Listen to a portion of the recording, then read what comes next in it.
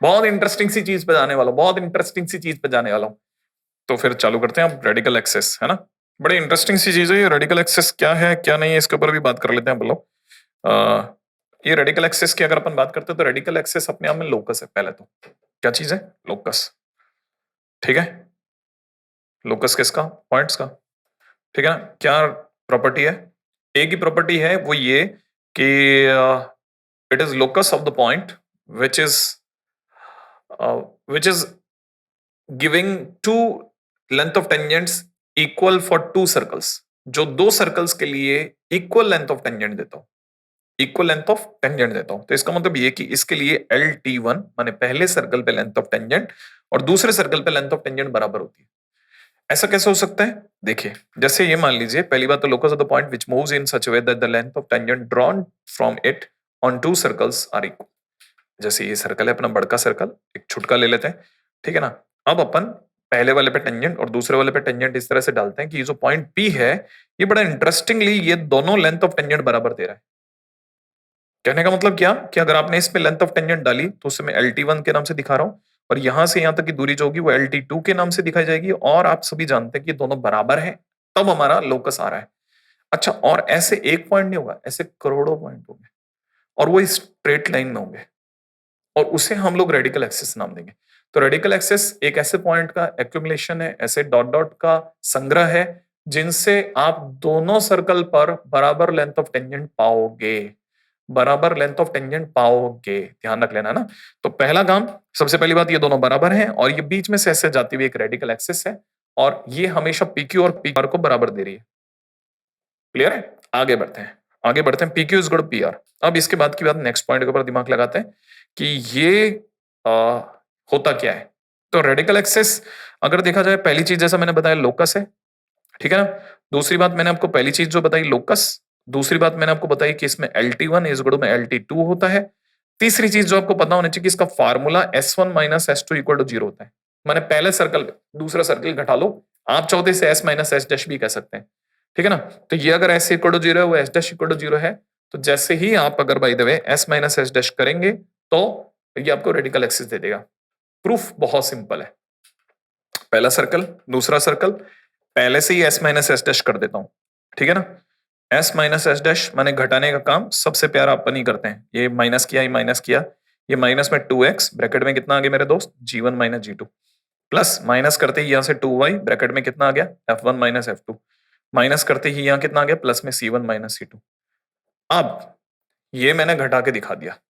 अब मैं LT1 is equal to LT2 करूंगा, बोले तो ये लेंथ और ये लेंथ बराबर रखूंगा। अब आप भूल गए होंगे कि LT1 क्या चीज थी, तो मैं आपको याद दिलाऊंगा, √S1, ठीक है ना। और यहां √S2, मैं √S1 is equal to √S2 लेकर के चलूंगा। √S1 बोले तो PQ, √S2 बोले तो PR। तो सबसे पहला काम मैं जो करने वाला हूं, मैं HK करके पॉइंट लूंगा, क्योंकि मुझे लोकस शो करना है, और मैं उस पे PQ is equal to PR लिखूंगा। और मेरे को पता है ये अंडरूट की कहानी है, इसलिए पहले से स्क्वायरिंग कर लेता हूं, ठीक है ना। तो मुझे यहां से पता चल गया कि √S1 का square is equal to √S2 का स्क्वायर करूंगा, तो मुझे पता है ये S1 is equal to S2 हो जाएगा ना। अब दूसरी बात, अगर S1 is equal to S2 होगा, तो इसे आप चाहो तो S1 S2 करने के बजाय S is equal to S dash कर लो, ठीक है ना।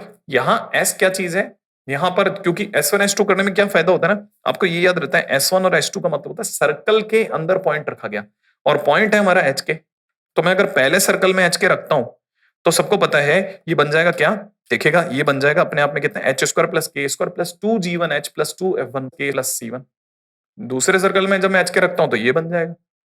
और अगर मैं दोनों को इक्वेट करता हूं, तो इक्वेट करते ही क्या होगा, ये इसको कैंसिल आउट करेगा, H कॉमन आएगा, C1 C2 कॉमन, ओ सॉरी, K कॉमन आएगा, और C1 C2 एक तरफ चले आएंगे, और ये वही आ गया, ये वही लाइन है जो मैंने आपके सामने पीछे लिखी थी, याद करो। ये वही लाइन है जो मैंने यहां लिखी थी, 2x G1 minus G2 2y F1 minus F2 plus C1 minus C2, ये एग्जैक्ट वही लाइन आई। और यही बताती है कि जब मैं लेंथ ऑफ टेंजेंट को इक्वल करता हूं, तो जो मेरा आंसर आता है वो S1 minus S2 equal to 0 ही आता है। तो इसका मतलब ये कि रेडिकल एक्सेस अपने आप में जिस फार्मूले पे काम करती है बराबर है। तो इस पे तो कोई डाउट नहीं हुआ। पहले तो प्रूफ तो इतना इंपॉर्टेंट नहीं है, मैं तो सिर्फ ऐसे ही बताने के लिए आपके सामने लिख दिया कि ऐसा होता है, ठीक है। अब आगे बढ़ते हैं, नेक्स्ट पॉइंट पे चलता हूं। ठीक है? और अब बात करते हैं बहुत, बहुत, बहुत काम की चीज़ पे जिसका नाम है रेडिकल एक्सेस की प्रॉपर्टीज़। रेडिकल एक्सेस की प्रॉपर्टीज़। प्रॉपर्टीज़ क्या है? बड़ी मस्त सी प्रॉपर्टीज़ हैं। मैं अगर आपको लाइन में बता दूँ तो देखो, पहली बात तो रेडिकल एक्सेस जो होती है वो हमेशा C1 C2 को मिलाने वाली लाइन के परपेंडिकुलर होती है, इसे चेंज नहीं करेंगे, ध्यान रखना, पड़े रहने दो। ठीक है? तो बहुत सिंपल, रेडिकल एक्सेस हमेशा C1 C2 को मिलाने वाली लाइन के परपेंडिकुलर होती है, नंबर 1 पहली चीज़। दूसरी बात, अगर दोनों सर्कल इक्वल रेडियस के हो जाएँ, अगर दोनों सर्कल इक्वल रेडियस के हो जाए ना, तो रेडिकल एक्सिस परपेंडिकुलर भी होगी और परपेंडिकुलर बाइसेक्टर भी होगी। माने वो दोनों को मिलाने वाली C1 C2 को मिलाने वाली लाइन को बाइसेक्ट भी करने लग जाती है। ठीक है ना? अच्छा, अदरवाइज रेडिकल एक्सिस हमेशा जो दोनों सर्कल में बड़ा सर्कल होता है उसके ज्यादा पास होती है। अगर दोनों सर्कल बराबर है तो बिल्कुल बीच में जाके बैठ जाएगी। अदरवाइज क्या होगी ना, वो हमेशा जो बिगर सर्कल होगा ना उसके बिल्कुल पास में रहती है। अच्छा, एक और प्रॉपर्टी भी है कि जो रेडिकल एक्सिस होती है ना, वो कॉमन टेंजेंट होती है अगर दोनों सर्कल एक दूसरे को टच करने लग जाए तो। रेडिकल एक्सिस होती है ना, वो अपने आप में कॉमन कॉर्ड होती है अगर दोनों सर्कल एक दूसरे को कट करने लग जाए तो। रेडिकल एक्सिस कॉमन टेंजेंट होती है अगर वो एक दूसरे को इंटरनली टच करने लग जाए तो। और रेडिकल एक्सेस जो होती है, मान लो एक सर्कल दूसरे में चला गया, ना टच कर रहा है, बिल्कुल अंदर, एक सर्कल दूसरे सर्कल के अंदर कहीं है, तो रेडिकल एक्सेस जो बाहर वाला सर्कल होता है उसके पास होती है। माने अंदर वाले सर्कल में कभी नहीं जाती, वो हमेशा बाहर वाले आउटसाइड सर्कल पे खेलती रहती है। ठीक है ना? तो ऐसी छोटी-छोटी प्यारी-प्यारी चीजें हैं। ठीक है ना? रेडिकल एक्सेस के कारनामे। रेडी? चालू करते हैं। पहली चीज, बहुत ध्यान से देखना। ये हमारा पहला सेट सर्कल, ये हमारा दूसरा सर्कल। क्लियर है ना? अब ये दोनों से लेंथ ऑफ टेंजेंट बराबर बन गई। क्लियर है? ये अपनी रेडिकल एक्सेस है। क्लियर? अच्छा, रेडिकल एक्सिस जो है वो C1 C2 को मिलाने वाली लाइन के हमेशा परपेंडिकुलर होती है, हमेशा।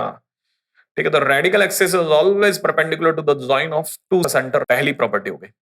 जैसा मैंने कहा था कि रेडिकल एक्सिस हमेशा परपेंडिकुलर होती है जॉइन ऑफ C1 C2 के। पहली प्रॉपर्टी। दूसरी बात है, मैंने कहा था कि ये दोनों सर्कल जो है ना, ये दोनों अभी अनइवन रेडियस के हैं। अगर ये दोनों बराबर हो जाए तो न केवल परपेंडिकुलर होगी बल्कि बाइसेक्ट भी करने लग जाएगी। कैसे? जरा देखिएगा। ठीक है?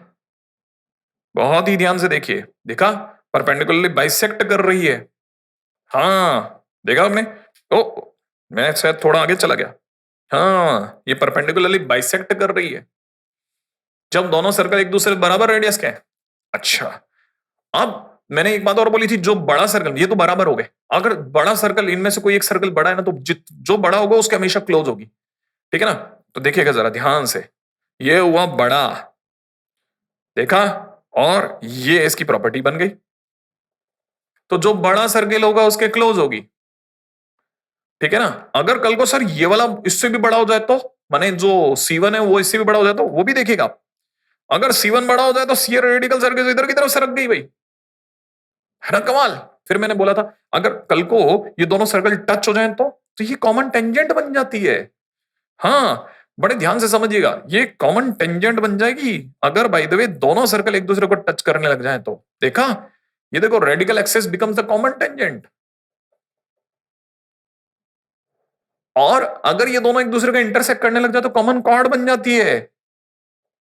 देखो, आप अगर इंटरसेक्ट कर जाए तो ये कॉमन कॉर्ड बन जाती है रेडिकल एक्सिस, माने R is equal to common chord also. सही है? अच्छा, अगर बाय द वे एक सर्कल दूसरे को इंटरनली ले ले तो, अगर इंटरनली टच कर ले तो देखो C1 C2 के और क्लोज जा रहा है, इंटरनली टच कर रहा है। तो ध्यान से देखो, ये रेडिकल एक्सिस क्या बन गई? कॉमन टेंजेंट बन गई। गजब! हर चीज आप अपनी आंखों के सामने देख रहे हो, एक एक बात देख रहे हो आप। ठीक है ना? और अगर भाई तो C1 C2 के और क्लोज चला जाए, माने अब टच करना भी बंद कर दे तो छोटा सर्कल, तो रेडिकल एक्सिस बड़े सर्कल के बाहर चली जाएगी। और जितना C1 C2 के पास जाता जाएगा, C1 जितना C2 के पास जाता जाएगा, रेडिकल एक्सिस उतना दूर होनी चालू हो जाएगी। देखो आप, ये देखो आप, अब ये C1 गया C2 के पास और रेडिकल एक्सिस हो गई रवाना। क्लियर है? इसका मतलब ये कि जब C1 राइट में मूव करता है तो रेडिकल एक्सिस लेफ्ट में मूव करती है। और सर अगर भाई तो दोनों ही C1 C2 ही कॉन्सेंट्रिक हो जाए तो रेडिकल एक्सिस गायब हो जाएगी।